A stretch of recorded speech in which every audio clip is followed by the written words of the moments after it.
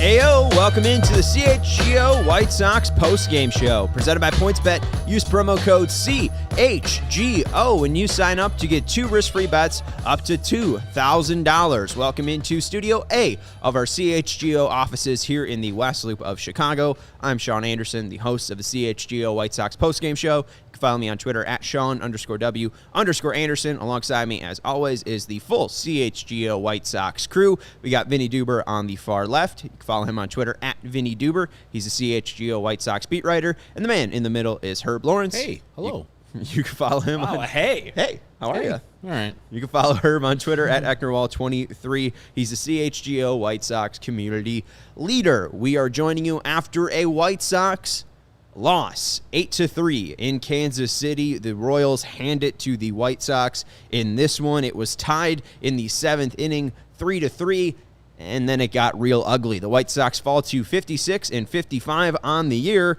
Herb, how you feeling? Terrible. I mean, it's just so White Sox this year. I can't stand the team. I want to root for them, but lifeless at times, boring most of the time, execution is off. Yoan Moncada is just, I don't know what's going on. There's been so many times where he's just taken third strikes right down the middle. So many times where he's just struggling at the plate. But today, he even struggled on the field in that one inning where he bobbles the ball and Bobby Witt Jr. makes it to first and then makes it air in the subsequent at bat. I think it was Hunter Dozier, and then throws the ball down the line. So usually you can depend on his defense, but the player is lost. And I know people in there DFA him, trade him. The man's making like $24 million next year and $25 the year after. Who wants that if he's bad? And then secondly, DFA, that money still goes to Yoan Moncada. So the White Sox are stuck with him, good or bad. I wish he would be the good player that he was last year, the player he was in 2019. This guy is back to 2018 levels in taking third strikes and then striking out and looking totally lost at the plate. It's depressing, and this team not going away. Like the other two teams, Guardians and Twins, are probably going to win, and the Guardians already won, the Twins are winning. So they're going to be 2.5 games behind both of them. I just want both those teams just go on a protracted long winning streak and the White Sox just be out of it before September starts. They're just taking us through it. They're just dragging us this whole long-ass season. It's tiresome. And this is the 19-game stretch, and they are still under 500 in the 19 games that are supposed to be the easy ones. Oh, they're 8-7. 8-7. They're one game over. All right, one game over. Versus bum teams. Groundhog Day. It's Groundhog Day. Yeah. They don't score any runs. They make mistakes in the field. They make mistakes on the base pads. And they lose to a team that they should beat. That sound familiar to anybody? Because it's what we've been seeing for four months now. At the same time, you just mentioned it, Herb. Standings are what the standings are. It's not like the season's over by a long shot, but they keep waking up. They keep hearing the damn Sonny and Cher song over and over again. It is Groundhog Day on the South Side. I'm sure every fan is feeling it out there. I can't imagine that the players aren't feeling the exact same thing. It keeps happening. And it's not going away. I'm down to put a toaster in a bathtub. I don't know about anybody else. Far, but it was a reference to the movie. I know. You know, don't put toasters in the bathroom, kids. Yes, you're watching out there, young kids. Don't put toasters in the bathtub. Those two don't mix. I think there was a question up here from Jack Kwiatkowski asking, to make it make sense, and I don't think I can. I don't know if Herb or Vinny can, but this team spent the 7th most amount of money on their baseball team this year. They have the 7th highest payroll. There is no reason why they should be 7-7 versus the Kansas City Royals, who are throwing out Brady Singer, who are throwing out Chris Bubich, who are throwing out 39-year-old Zach Greinke. They shouldn't be losing like this to the Cleveland Guardians, who have $35 million in payroll. They shouldn't be in third place behind the Guardians, who've spent only $35 million on their team this year. I mean, the White Sox haven't been in first place or near it since April 20th. It has been basically 4 months since they've even been close to having control over this division. And I don't know why I'm still this tied to this team at this point, because I know it's a marathon. It's 162 games. We're only 111 in, but I think at this point we could say that, it's definitely late enough where the White Sox, you know who they are at this point. I mean, you don't need to even cite the payroll. The payroll is not the thing that matters here. The thing that matters is that they had a better player at every position than everybody on the Kansas City Royals, with the exception of Sal Perez. They have a better player at every position than every player on the Cleveland Guardians. They have a better player at most, if not all, with a couple exceptions of every player than the Minnesota Twins. I mean, it's not like you just look at the payroll numbers. You look at the lineup and what they should be doing. You look at the starting rotation and what they should be doing. They should be much better than all 4 of these teams. And they keep losing to some of them. They can't catch a couple more of them. It is absolutely mind-boggling why these guys are not showing up. Because as we talk about every night, if truly the presence of this coaching staff or the presence of a manager is what is ruining these guys, they would be better than they are, right? Wouldn't Yoan Moncada be doing a little bit better than this? Wouldn't Yasmani Grandal be doing a little bit better than this? And he was on base 3 times tonight. But still, it's just very, very confusing. I don't know if anybody's going to have pleasing answers at the end of this. You know what I mean? You might see all the changes that you guys are hoping for, but I don't know if the reasoning is going to be there, right? Because I don't know if you can explain some of this stuff and the general why aren't they better than these few teams. Forget the Yankees and the Astros for right now. Right. I mean, forget the Yankees, the Astros, forget every team in the AL East who's playing out of their minds this year. The Cleveland Guardians were not supposed to be good. And credit the Cleveland Guardians for being what they are, but they're still not that good. Well, and that's the thing is, exactly. White Sox fans were promised this is the window. This is the window where we are going to compete. You spent $196 million to build out that roster, and the only reason why I'm bringing up the payroll is just because, again, it's the window. This is where you were promised that the money would be spent, and the Guardians aren't spending that money on their teams, and they're still able to accomplish what your team isn't. Spending, $160 million less. But you shouldn't be mad about that. You should be mad that the players that are here aren't playing well. But what's the reasoning? If it's not the roster, Rick Hahn believed in it enough to be a championship team that he didn't address the needs of this roster at the trade deadline. They didn't address the needs of this team during free agency when they could have spent money. I don't get it. I don't understand why this team is this bad. Why they continue to go out and lose baseball games like this. At this point, I got to echo the sentiments of Jordan Miller and probably most White Sox fans out there. I would want them not to make the playoffs this year, so at least it's an impetus for change. I feel like the actual White Sox making and winning the AL Central will be like when the Bears got in the playoffs that one year and it saved Matt Nagy and Ryan Pace's job for one more year. Oh, look, playoffs. Yeah, we got destroyed by the New Orleans Saints, but hell, those guys took us to the playoffs. That's what I feel like that's going to happen if the White Sox win this poor-ass AL Central division. Now, trust me, every show that White Sox win and if they get into first place, this sumbitch right in front of you is going to be cheering for them. And I'll be like, oh, AL Central champions, yeah. But I'm pissed today. I'm furious today because I know nothing's going to happen if they win that AL Central. I know they're going to be like, hey, man, winning 2 AL Centrals in a row is a big-time accomplishment. We got those big banners out there. No, we haven't done that ever. So Rick Hahn gets to come back. There's Tony La Russa back. There's Darryl Boston at first, Joe McEwing at third. We got everybody back for 2023. Hey, we're just going to give it another shot next year. Hopefully we'll be healthy. That's what I feel is going to happen. So I just want to get off this roller coaster ride. Twins, go on a big-ass winning streak. Same thing with the Guardians. White Sox are just going to stay this mediocre-ass team. 2 games in front of 500, 2 games under 500 the rest of the season. So I just don't want them to do anything that makes this team continue into the next year because something's got to change. It's fundamentally messed up. We have a bunch of first basemen / DH types. We have a bunch of first basemen playing in the outfield. It's not a well-constructed team. The pitching staff goes out and gives their all every time, and this dead-ass offense does not convert those into runs. How many times? Today again, bases loaded, less than 2 outs.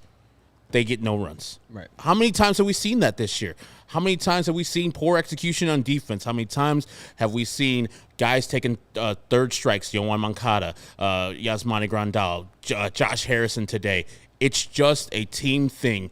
And also, there was an at-bat that is so White Sox. 2-0, passive on a 2-0 hitter's count, letting a fastball go right past him.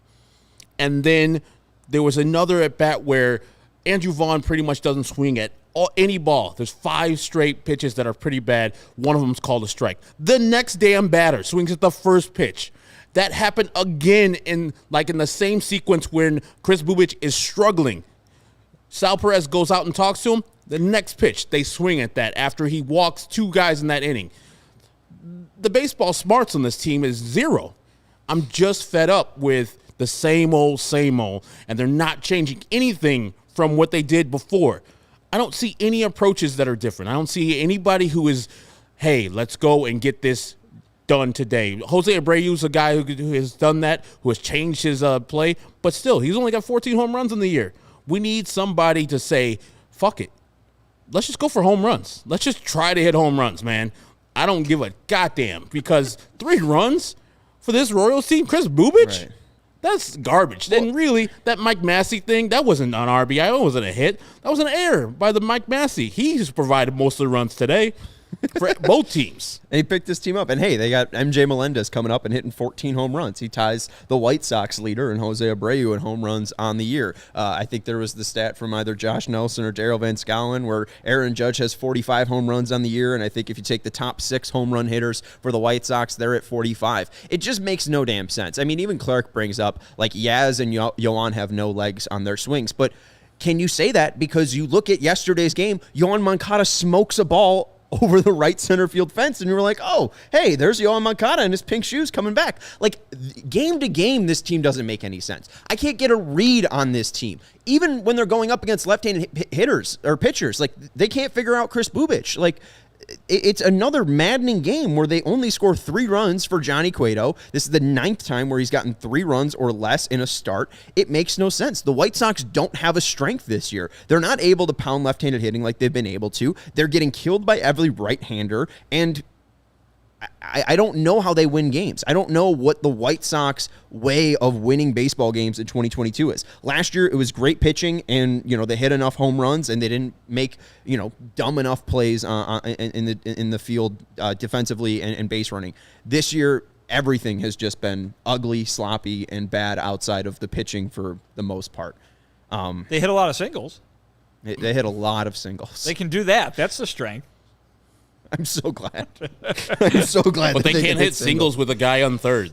That's the big time thing. They can hit singles with a guy on second, and that guy on second goes to third base because we don't have enough team speed. Team speed, my ass. Right. But they can't hit any singles when that guy's on third. And team speed, too. I mean, another situation where they have the bases loaded, Jose Abreu's on third base. MJ Melendez thinks there's 3 outs, and Jose Abreu ends up tripping and not being able to run home. That could have been a run right there. Yasmani Grandal's on third base, and Chirizi says, you probably could have scored on the hit in the corner. Yasmani Grandal, just because, again, he's not the fastest player out there. They have to hold him on third, and they're not able to score more runs. And, we go back to the beginning of the season when the big public enemy number 1 was Joe McEwing because he was sending all these guys home, but because the White Sox couldn't score. It's the same thing again. Like, the White Sox can't score. They're not fast enough, and they're not hitting the ball hard enough to let guys cross the plate. And they're losing 7 games to the Royals at this point through 14 games.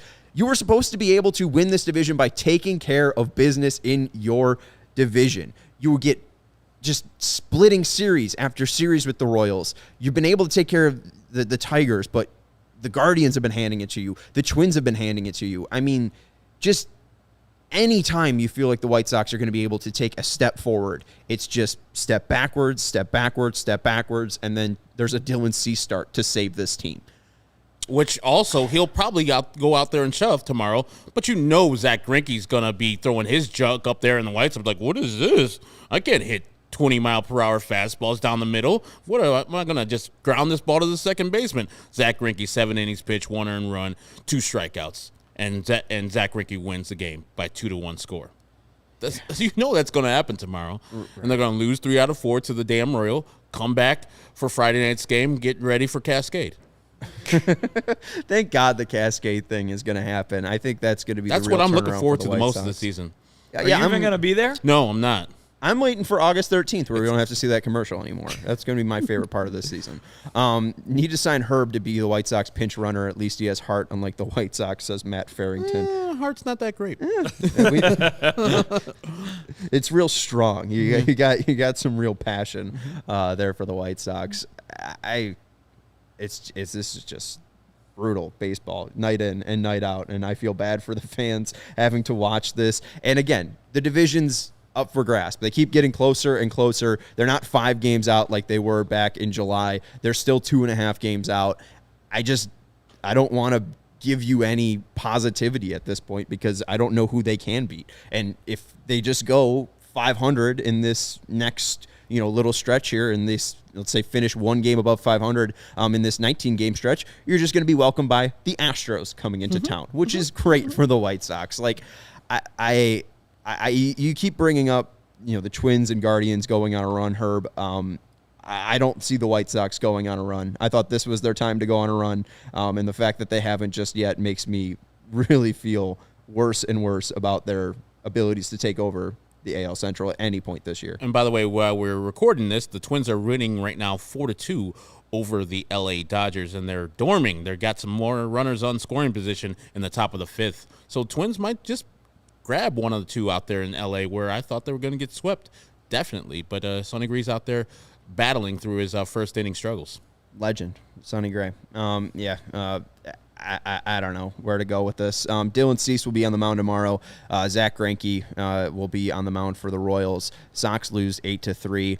The best way to support CHGO is to download the PointsBet app and use code CHGO when you sign up. If you do that right now, you get 2 risk-free bets up to $2,000. But that's not it. If you make $50 or more first-time deposit, you receive a free CHGO membership, which unlocks all of our web content, and you'll even get a free shirt of your choice from the CHGO locker. That's $2,000 in free bets, a free CHGO membership, and a free T-shirt from the CHGO locker, all for making more than $50 first-time deposit at PointsBet. If you have questions, you can email pointsbet@allchgo.com and we'll help you out. And PointsBet's your home for live and play betting, and it just got even better. If you see an edge in the game you're watching, if your favorite team is primed for a comeback, don't just watch the game, bet along with it live. There's more live betting, more live markets, and faster live cash outs with the PointsBet app. So what are you waiting for? It's time to elevate your live betting game. Download the PointsBet app right now and use promo code CHGO when you sign up. And once the game starts, don't just bet. Live your bet life with PointsBet. If you or somebody you know has a gambling problem and wants help, call 1-800-GAMBLER for crisis counseling and referral services. And our next partner has a product I use literally every day. I started taking AG1s because I started this job back on March 4th, and they sent us some free samples over, and I have worked it into my daily routine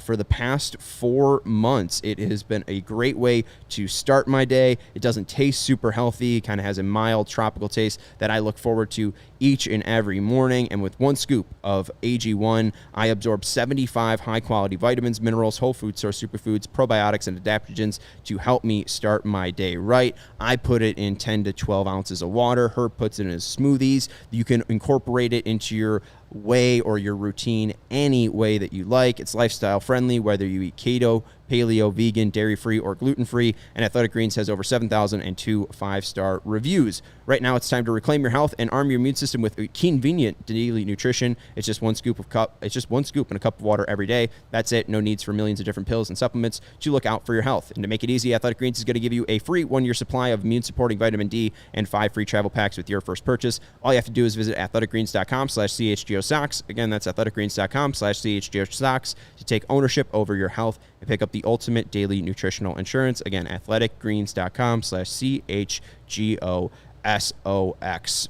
I think today put the nail in the coffin of my August 12th bet. I feel like we should flesh out some of the rules here. It 100% did. Anybody in the YouTube comments wants to throw out suggestions, feel free. It feels like we're leaning towards shaving my head. I would like now we've talked about it a little bit more, I've seen you blonde last year where we were both working at the Score. Look great. A blonde look would also be good now again. So, yeah, you blonde would be better than you bald. And also, I mean, I'm going to be bald soon. I'm part of it anyways. So I know the White Sox won't be in first place before August 22nd. So once that shit happens, I'll be blonde the next day on the 23rd. Well, here's the question. Yeah, you're the smartest Purple. one here because you didn't bet anything. Exactly. Here's the question. Does the hair dyeing apply to the facial hair in both situations? Ooh. Ooh. See, I would do it just because I've Blonde always beard, that would suck. loved the me. Hulk Hogan, Hollywood Hogan beard where he had like the black and yellow in the like the black goatee, I think it was. Black and the, stubble and the, Right. the bleach blonde mustache. So I might do that if we're having fun with it. So Okay. Yeah, why not? You'll dye the mustache, too? I'll dye An the Andrew mustache. Vaughn mustache? You could do that. I won't do that. It'll look weird on me. No, I think you have to. I think you have to. I mean, I only want me out here looking like Coco Beware. Come on now. It's your parrot and everything. It'd be great. I don't know. I mean, I mean, Chi-Town fanboy says don't shave. As we said, just admit Moncada's a bust. What? I don't have any issues doing that. I don't know why people A think bust? I mean, he sucks this year. A bust is He's not is living a up little- to his contract, A little yeah. far. He sucks this year. Not having a good year is different than bust. I think a bust is more of a football term for first round pick. Baseball is hit or miss. Sometimes you just suck. And Yeah. sometimes you just need a change of scenery. I mean, Moncada might be fine. I mean, it might just be the White Sox that are rotting him. I don't know. Again, like it's so weird seeing a swing like you do yesterday where he drives that ball out to right center. And then today, it's just like, Steven, you said that he was like guessing up there. And it's just like he's become a guess hitter at some points. Like, I don't know. He has looked very, very often this year like he did in 2018, which Herb, you mentioned earlier. And I mean, it was very much this, I have this mastery of the strike zone, throughout my professional career. I know what I'm going to do.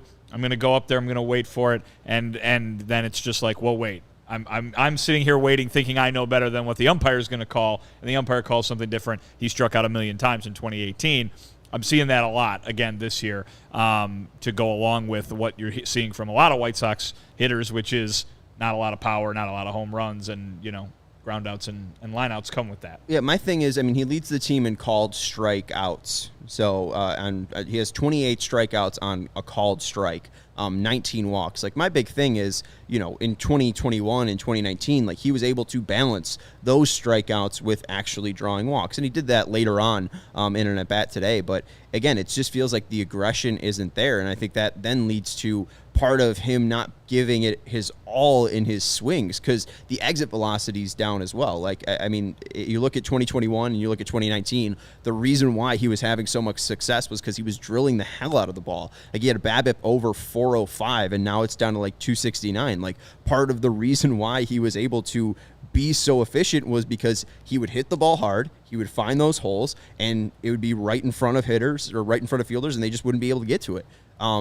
That mastery of the strike zone just doesn't feel like it's there for any mistake. Like it's definitely for pitches on the outside and those corners, but anything actually in the zone, in his wheelhouse, it feels like he doesn't have that ability to pull the trigger and attack. And it's so frustrating to see him just like that half swing he gave at the end of the game where it's just like I'm in between and I'm swinging just because I don't want to take this called third strike again, but I'm just going to look like I'm flailing at a ball for this third strike. It was just like, ugh. And that's why I sent out the tweet. He's lost. He looks very uncomfortable at the plate.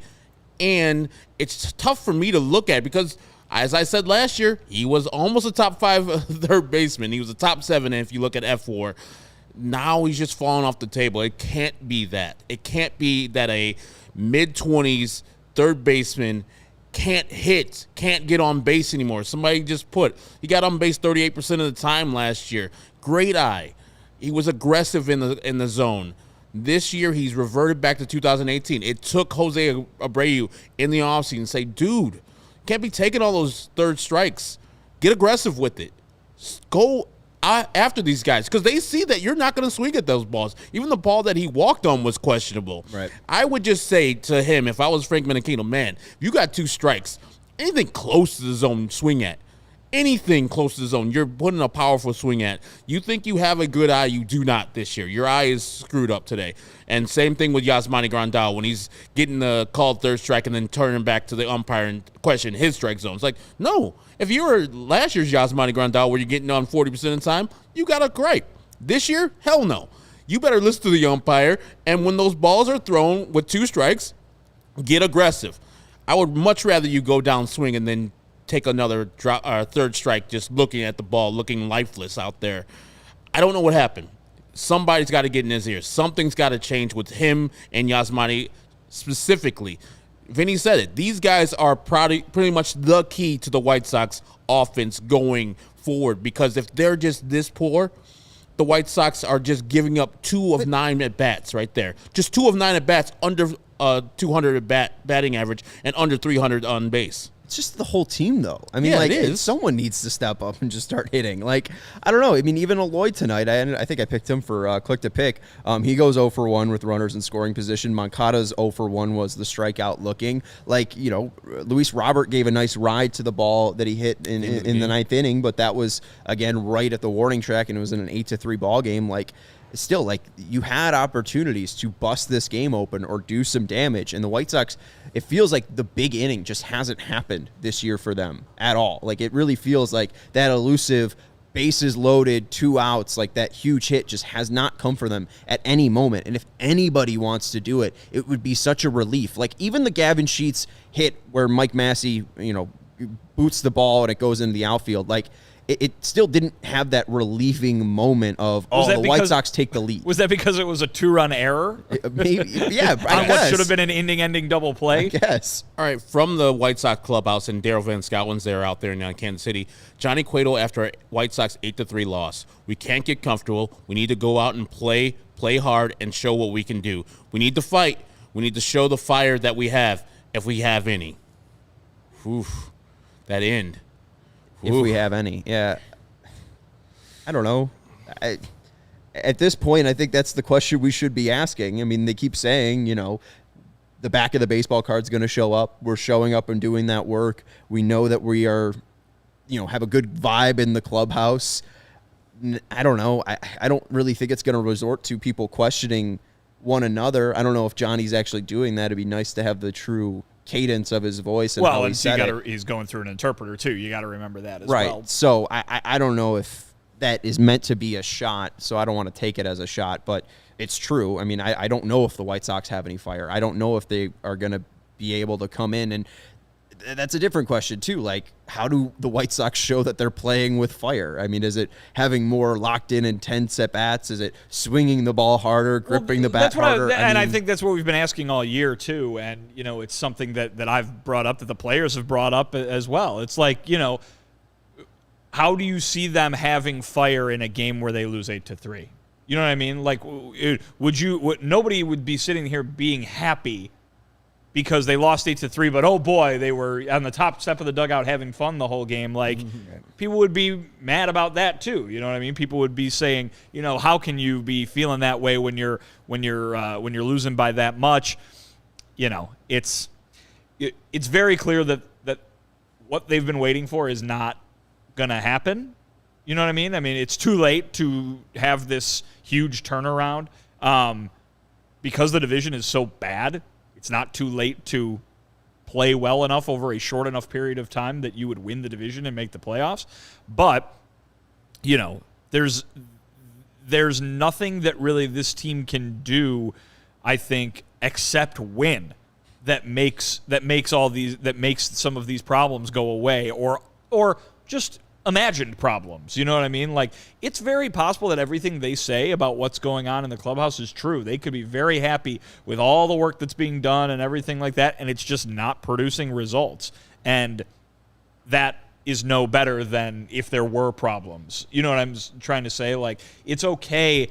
It's good. It would be good if there were no problems, but at the end of the day, the business is results based, and if you're gonna have the emotion and the attitude that everybody wants you to have, that you think you should have, if you're gonna be doing the work the way that everybody wants you to be doing the work, and you're still gonna lose 8-3 to the Royals, no one's gonna be happy. and no one should be happy. Well, but and how do the results change, and how do we make people happy? Like I do not know how this White Sox team can truly turn it around, because the players aren't going to change, right? This is basically the 26-man roster that you are going to see for the last 2 months of this season. In 6 months, 6 weeks, you'll see Tim Anderson return, and you'll see a little bit of a swap there. But this is basically the 26-man roster that you're going to see for the last 2 months. This is going to be the coaching staff for the last 2 months. This is going to be the same front office for the last 2 months. This is going to be the same player development staff for the next 2 months, same training staff for the next 2 months. Like, what is the message? What do they need to hear to turn things around?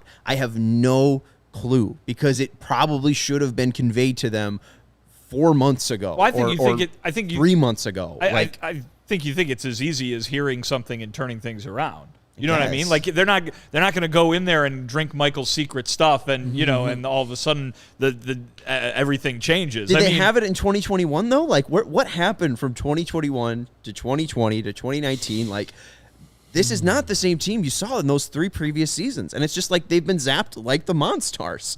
I mean, you're right. That's what it looks like, because there is no other way to explain it.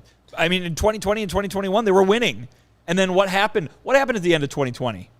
What happened at the end of 2020? They started losing. They had that horrible week, and then they played 2 bad games, or 1.5, whatever you want to tell, however you want to evaluate that series in Oakland. But they stumbled at the end of the season. And what did they look like during that week when they were losing in Cincinnati and losing in Cleveland? What did they look like? They looked like this, right? What did they look like in last October when they lost to the Astros in the ALDS? They looked like this. I don't think it's – I truthfully don't think that it's like all of a sudden this year, everybody decided that we're not going to have any fun anymore. You can't have fun when you're losing like this. You can't have fun when you're losing in ways that is extraordinarily frustrating. I mean, that last week, that series in Cleveland in 2020, that's got to be some of the worst moments that White Sox fans have seen in the last X years. And but in I that think game, people in that forget week, about it because they make it to the postseason still. And that week, remember, Aloy gets hurt. Right. There in Cleveland. Scoring. Yeah, so that also caused them to be lifeless out there in Oakland. But the one thing I want this season not to go into is, man, we lost Tim Anderson in the last 6 weeks. If we had him, we would have won the division. No. I want this team to be accountable for what they've done the whole season, because they've had Tim for most of the season, and they've looked exactly like this, Tim or no Tim. So at the end of the year, when they have the ending press conference, well, Tim Anderson was gone for such and such. Like, I got it, but also when he was here, they looked the same. So no excuses. Well, play like a champion. That explanation went out the window for this very specific reason a while ago, right? Because if you want to say, why didn't the White Sox play to a championship level? Why didn't they run away with this division? Injuries are a reasonable explanation for that, or part of the explanation, right, certainly. If the question is, why didn't the White Sox win the crap AL Central? It's not because of the injuries, because everybody got healthy and they were within 3 games of first place. Mm-hmm. Now, obviously, we've talked about how important Tim Anderson is, and in a somewhat normal division race, right, when it's 3 good teams jockeying against each other, you could say that losing somebody as important as Tim Anderson would make a difference. But Tim Anderson has slumped for the last 2 months, and they've stayed right where they were. You know what I mean? They were better. I mean, when he was in his first 40 games, when he was worth 2.1 WAR, they were 20-20. In his last 39 games, they were 22-17 or something like that. They were better when he was performing worse. But my point is, they've basically been this. If they've been this a little bit, sure. Yeah. But they can't use that excuse, because it's been the same all year, and it's been the same for the Twins and the Guardians too. Right. I mean, that's the thing. Look at tonight. Look at the top 5. The Royals, MJ Melendez goes 3 for 4. Bobby Witt goes 2 for 4. Sal Perez goes 3 for 5. Vinny Pasquantino goes 2 for 5. Hunter Dozier goes 2 for 4. Hunter Dozier almost didn't make this team. The Royals almost didn't make the Royals this year. And you look at the 1 through 5 for the White Sox: Josh Harrison, Luis Robert, Eloy Jimenez, Jose Abreu, Andrew Vaughn. 4 of those 5 core guys, and have been core guys since 2020. Like, it makes no sense. And like, going to the Tim Anderson point, it makes no sense, and it's not any excuse that Tim Anderson's not in this game why you didn't win this game, because you still have more talent.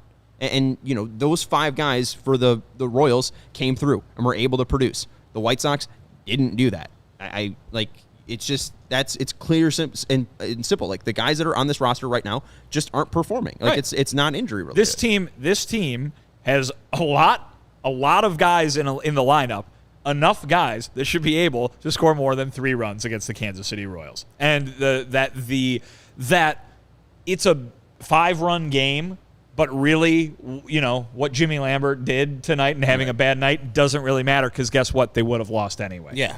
And that is really ridiculous to say. Now, again, as we say as I try to point out every night, you know, in a baseball season, you're going to have a night where you lose to the Kansas City Royals. If they were playing, if they were going to play like they were going to win the World Series, they were going to have a night like tonight where it was hard to score and they didn't lose to the Kansas City Royals.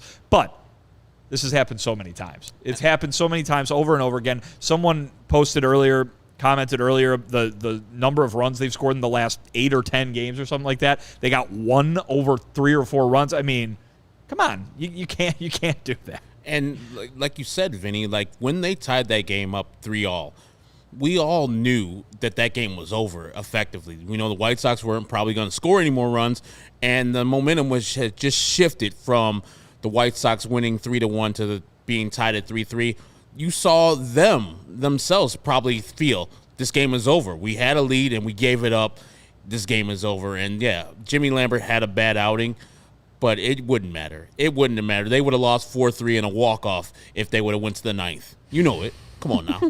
Well, it's just like, you know, I mean, here, this is a great question, or this is a great point by Connor down here. The weight of expectations. I actually think I think that's true, but in a weird way that I don't think that he's saying. You know what I mean? I think you heard Liam Hendricks talk about it during the All-Star break. Lucas Giolito has brought it up a couple of times, including to me after, since the second half has started.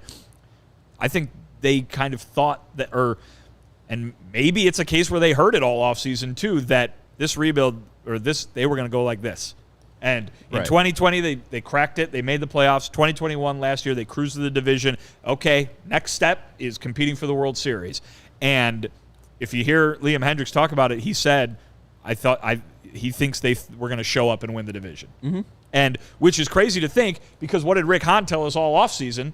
That he knew this division was going to be more challenging than it was last year. Maybe he didn't think it was going to be like this. Certainly nobody would have predicted this. I think we were talking in the pregame show about the Detroit Tigers and how much better they were supposed to be. But the expectations, maybe not the weight of them, like, oh my God, we need to play up to this. That's probably what it is now, after things have gone the way they were. But maybe the opposite of, oh, we're hearing the expectations. The expectations are we're going to win the World Series. All right. We'll see you in October, kind of thing. And, you obviously have to play for the full 7 months in order to make that happen. I'm not saying that, I'm not saying they're not trying, because they are. I know they are. But they are not playing, obviously, like they are better than everybody else. They're playing, I think they played at the beginning like them being better than everybody else was going to take care of itself. Mm-hmm, right. And I think they've played of late like, oh my God, we're supposed to be so much better than everybody else. We need to catch up and pass them and do this, and we need to hit a 10-run homer every time we're at the plate to do it. Well, and we see the reports of Kenny Williams apparently coming down and talking to the clubhouse. Like, maybe that is something where that's the wake-up call, right? But we haven't really seen... Yeah, right. Well, we haven't seen a change since it happened. So it's like, I just don't know what else you need from this team or what else you need to tell this team. Like, you're right. I don't know what the magic solution for this team is. In 14 games versus the Royals, they've scored 3.5 runs per game. Like, that's just not going to get it done versus a team of this ilk. We do have a super chat from Courtney. Sorry, we got to it late. It's that, and who is that soon-to-be blonde person in that picture with her, too? He's going to look great blonde, Courtney, don't worry. Super chat from Courtney. In a fictional world, what player in the division would you like on the Sox? All right. Herb, why don't you start this, since Courtney gave it to you? I would want Jose Ramirez. Oh, yeah, that's the easiest one. Yeah. That's the easiest one. Jose Ramirez would be my guy. I mean, I was thinking maybe it would have been Buxton, but he gets hurt too much, and you can't really push him to the brink. Jose Ramirez, switch hitter, kills the ball, has 88-plus RBI this year. Consistently can count on that guy. Took a hometown discount in his Cleveland Guardians. I mean, salt of the earth guy. I mean, I would want him representing my team if I was to choose from somebody in this division. I'm surprised you don't want future Hall of Famer Salvador Perez. Yeah, right. Did he not look like a future Hall of Famer today? And by the way, I looked up the numbers. He's just behind Yadi Molina. Like, if he plays the same years as Yadi baseball Molina, reference. he'll be right there in B WAR. Yeah, in F4, he's 40 WAR behind Yadier Molina. I like Jack Kwiatkowski saying Vinny Pasquantino, no doubt. First off, he'd fit the team because he plays first base, but also he's got one hell of a last name. But he hits too many home runs. The White Sox are like, get the fuck out of here. We Stop put him trying in to the show us outfield up, anyway. dude. And he's a lefty. Get out of here, Vinny. I think Jose Ramirez is probably the easiest answer. It's the obvious and it's probably the only answer. I think Sal Perez is not a bad one, just because think of what are the two positions that have troubled the White Sox the most this year: third base and catcher. Jose Ramirez, Sal Perez. I mean, Bobby Witt could play second base probably. if you're talking long term, I think you want Bobby Witt Jr. Yeah. That makes the most sense. But Dude's fast. God damn. But yeah, Jose Ramirez is the real answer, if only because it means that Jose Ramirez then doesn't have to bat against the White Sox. Yes. I mean, hey, Emmanuel Clase would probably hold down the bullpen for the next 20 years. So that might be a good addition. And knowing Rick Hahn, that's probably his type. The question, too, thanks, was Courtney. in a fictional world. So I think in a fictional world, you want, the Hulk or something to be on the team and provide some power. The Get some Hulk muscles isn't in there. in the division. The mighty Thor needs to come to the bat and just boom with the hammer. If you're going in a fictional world, that's what I'd do. I want AJ Hinch. What country is Thor from? Did they play baseball there? Can Well, he hit a baseball? Isn't he He's from from Ragnarok? he's from the eternal realm of Asgard. That's not a country. Okay. He is a Norse god. Norway, not known for its baseball output, obviously. Not at all. Wait, so he's from a realm, but he's from Norway? Well, Like Superman, right? Like he's from a different planet, but he was like in Smallville. yeah. Well, so he's he's part of the Norse mythology. Real Norwegians back in hundreds of years ago, or that kind of thing. But like Zeus to the Grecians Correct, would be yes. Thor.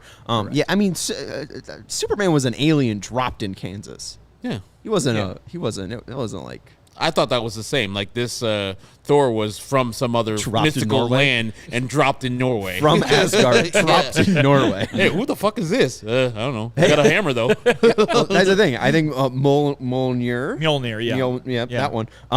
Probably if you hit that with a baseball or you use that to hit a baseball, probably would go far. I would imagine that it's hitting a ball at least as far as Luis Robert hit at Kauffman Stadium 2 years ago. Into the drink. We got a super chat from Daniel Stack. Is it really that surprising they're this bad? I mean, Yes. watching them since the All-Star break last year, they've been nonstop mediocre. It's a decent point just because they were so bad after the All-Star break. And Vinny, brought up the point of just kind of like in the first half of 2021, they were really good, but it wasn't like they were world beaters after the All-Star break last year. Yes, it's very surprising that they're this bad. Yeah, I think that's what I was going to say. Like this bad? Yes. Like if they were just 5 games over, I think where the Guardians are now, I would say not ideal, but fine. They're in first place. The results are good, but they can't hit home runs. They can't drive in runs. It's a bunch of players who have historically hit home runs and driven in runs, then they're not doing that, and it's very odd to say. Yeah, and so, yes, I wouldn't be this mad if they were if they played to how they usually play and just losing games. Back in the old days in the early 2000s where Carlos Lee would hit a bunch of home runs and you would have Frank hit home runs. In 2003, you had Maglio do work and lose 10-8. You're like, man, exciting games. That team is just not good pitching-wise, so they need to trade away Carlos Lee because he only cares about stats and other people and get a more rounded team. I wasn't mad at 2003 White Sox. I was fine with them because I know they were giving their all. This team is not living up to who they should be. Even the players who are good, like Jose Abreu, who's having a good offensive season, is not having a good power season, which he should be having. But he has changed his game, as I said earlier, to accommodate what the team was lacking early, and maybe he's not driving the ball as much as he did last year, but I don't blame him too much. The rest of the team just sucks around him. Since the last All-Star break, the White Sox are 95-87. So, I mean, they're still a little bit above 500. It's not like they've been this, I mean, like, this is a little bit different than what we even saw after last year's All-Star break. I mean, they were still heading for some power last year. There was still some injuries that you could even chalk up to, them, being on a little bit of a decline after last year's All-Star break. But Luis Robert came back from August to the end of the year last year, hit 12 home runs. Yasmani Grandal, I think, hit like 20 home runs after he came back. So the power was still there after last year's All-Star break. There just wasn't Tim to kind of boost up the run numbers that they were scoring. So I don't know. This is a completely different bad than last year. What's your man Daniel Stack saying? I'd rather watch a Michael Jordan movie than this team. Yes, of course you would rather watch Space Jam than this team. Space Jam's a great movie. Space Jam is a great movie. I mean, are we talking about a different Michael Jordan movie that I haven't seen? Steven, Heaven is a Playground? What are we talking about? How far can you just start reciting Space Jam until you can stop? I can't do it like that. I have to have the movie on, and I'll say it right before they're gonna say whatever the quote would be. How many times have you seen Space Jam? I can't count that high, Herb. I don't know. It's up there. It's in the hundreds? It might be around 100. Oof. What's your favorite part of Space Jam? Ooh. Mine's Wayne Knight. Don't spoil it. I think it's Bill Murray when he says he's going to retire undefeated and untied. It's not when he shows up. Da, da, da, da, da, da, da. Yeah. No, I mean, That's the it's biggest laugh. predictable. That's the biggest laugh. It is a good part. I would rather listen to Tustin than watch this team. Yes. Tusken's a great album. Hey, it's one of their more experimental ones. I But literally listened to it one time. I had to turn it off after 4 songs. knock it off. I'm Well, pretty sure. Courtney knows. She loves Fleetwood Mac, and I was like, ugh, Fleetwood Mac is terrible. The only good songs are the Lindsey Buckingham revenge songs against Stevie Nicks. But You missed Sarah. Sarah's the 5th song. That's like one of the best songs off that album. Tell the 4 songs before it does not suck. Save Me the Place is Oh a my good one. God, they're so terrible. But yes, I'd rather watch Tusk because they know it'd be over quickly, and I can fast forward through that shit. Yeah, I mean, it's an hour 14. I mean, White Sox games have been playing fairly quickly since the 27th. They've been playing games tonight. 3 hours and 3. Well, Today was terrible. It's like 3:30. 3:20. Ugh. It started at 7:10. It was done by 10:30. It wasn't that bad. That's not that's not 320 good. should not be acceptable. No. That pitch clock coming in next year, these Please, games are going to go. Jesus.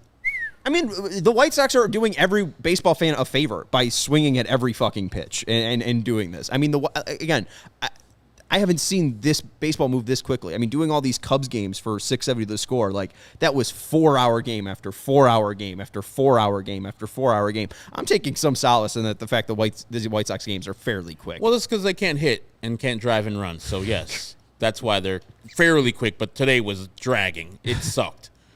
Not just the result, but like I said, you're gonna do something sucky.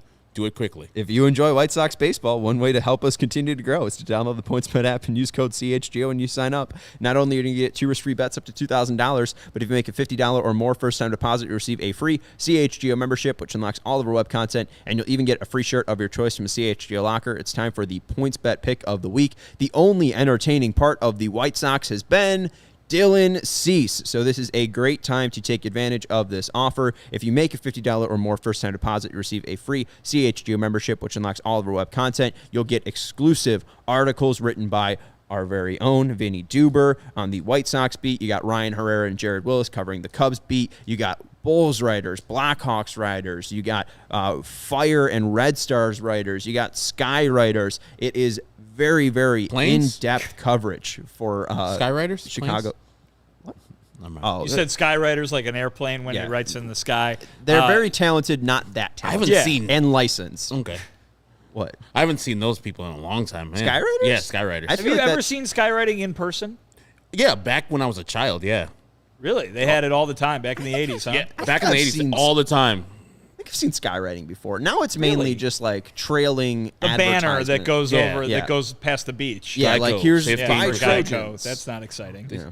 They tell you to buy Trojans? Yeah, I mean, usually it's I see those for like Lollapalooza stuff, and it's like they're getting the youth word out. I don't know. Anyways, talking about CHGO, go to allchgo.com if you want to become a member. You can unlock all that web content on allchgo.com, and you'll even get a free shirt of your choice from CHGO Locker. Tomorrow Dylan Cease is on the mound. You could celebrate with a size C shirt when you take advantage of this offer. And the pick of the week is bet on the White Sox when Dylan Cease is starting. I'm pretty sure he's made 21 starts this year. They're 15-6 when he takes the mound. Dylan Cease is a very, very good pitcher and helps the White Sox win. So that's your PointsBet pick of the week. What are you waiting for? It's time to download the PointsBet app. And in case you missed it, online sign-up is available in Illinois. Download the PointsBet app right now and register your account from start to finish, all from your phone. You'll be signing up with the fastest sportsbook, easier than ever, so you can start living your bet life in seconds. So what are you waiting for? Once the game starts, don't just bet. Live your bet life with PointsBet. Gambling problem, call 1-800-522-4700. We got another super chat from our guy Daniel. Another topic. What do you guys think of John Boy? I love his breakdowns. I don't know the person, but his breakdowns and his lip reading are awesome. Yeah. And it's all started with the White Sox own Danny Farquhar. That's true. With the Rays stuff, right? With the Astros? Astros stuff. Right, the Astros stuff. He should be sending some money to Danny Farquhar for starting him off on this big-time thing that he's a big-time empire now. He's got some Major League Baseball players, Chris Rose now with him. Mm-hmm. Yeah, they got Lucas Giolito on that podcast as well. It's another internet media outlet, which is good. More internet media outlets talking about baseball. I think that is a good thing. So there you go. Those are our thoughts on John Boy. Anyways, Dylan Cease tomorrow. I did want to go to this. MLB Network did some rankings of the top 5 pitchers in Major League Baseball right now.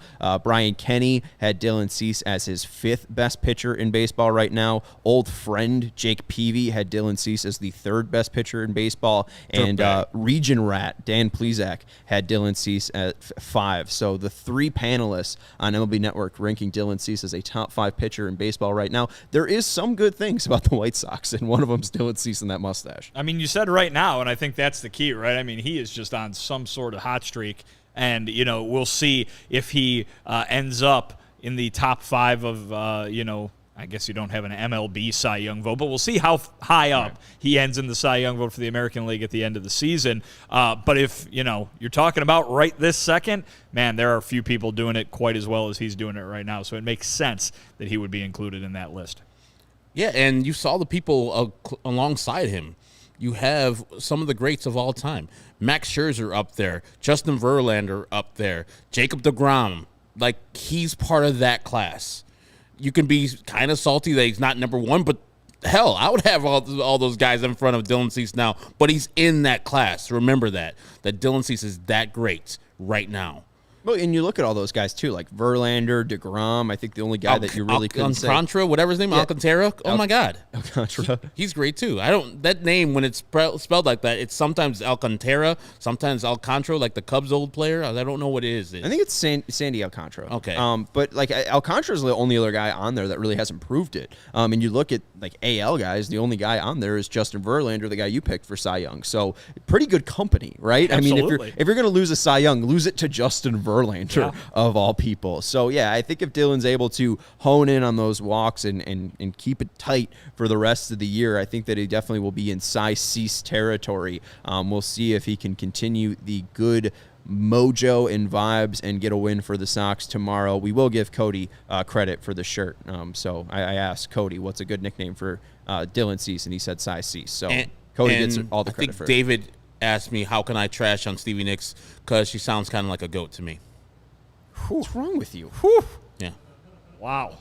I trash LA women, and he's saying Stevie Nicks sounds like a hold on, let's go ahead and make let's go ahead sounds like a goat. Be clear here. Right, You're trashing the song LA Woman. You don't just go around trashing LA women who live in Los Angeles. You don't know me that well, Vinny. I think the album by The Doors, LA Women, is Woman. bad. Singular. Women's. All right, you're just going to end it because it's time to shut it down. Courtney's right. We'll talk to you tomorrow. We have a day game to celebrate Cy Cease Day. We will be joining you. It's a 1:10 game? Yes. Yes, 1:10 game, so we'll be joining you at 12:30 tomorrow for the CHGO White Sox pregame show, and we'll be joining you 10 minutes or so after the game is over here on the CHGO Sports YouTube channel to recap the game for you and recap the 4-game series between the Royals and White Sox. Royals lose today 8-3. It is 5-4 Dodgers now, so, Good for the Guardians, I guess. We could be a game and a half behind the Twins. Doesn't matter. The White Sox need to win games, and they didn't tonight, and that has made us all very, very sad. That's Vinnie Duber. You can follow him on Twitter at Vinnie Duber. He's the CHGO White Sox beat writer. That's Herb Lawrence, who thinks Stevie Nicks sounds like a goat. You could follow him on Twitter at Ecknerwall23. That's more of my friend Brendan McCaffrey's thing, I think. Now you're passing off your Stevie I don't want Nicks to. hatred on Brendan. I don't want to. He's the one who found it. Him or his friend Kyle Beelan found it, and I was like, you know what? You guys are kind of right.